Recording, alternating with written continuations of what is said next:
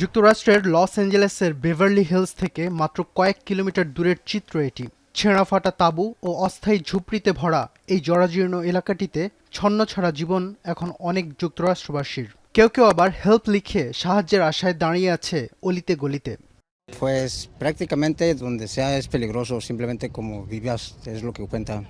দেশটিতে গৃহ সংকট দিন দিন তীব্র হচ্ছে, যার পেছনে সাশ্রয়ী আবাসনের অভাব, উচ্চ বেকারত্বের হার, স্বাস্থ্য ব্যয় এবং সামাজিক বৈষম্যকে বড় কারণ হিসেবে ধরা হচ্ছে। এর মধ্যেই সরকারি সহায়তা কমে যাওয়ার আশঙ্কা পরিস্থিতিকে আরও ভয়াবহ করে তুলছে।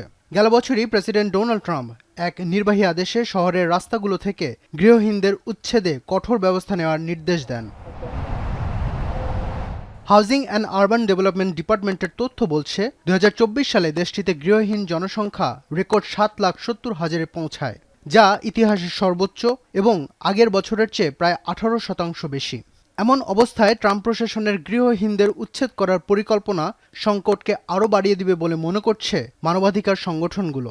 People who are homeless are much more likely to be the victims of crime. The folks out here are extremely high risk for being assaulted, for being harmed, for severe medical issues on the street.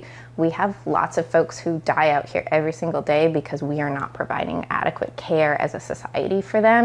মার্কিন সরকার ২০২৬ সালে স্থায়ী আবাসন সহায়তার অর্থায়নকে অর্ধেকে নামিয়ে আনার পরিকল্পনা করছে, যা আরও ১,৭০,০০০ মানুষকে গৃহহীন করবে বলে আশঙ্কা করা হচ্ছে।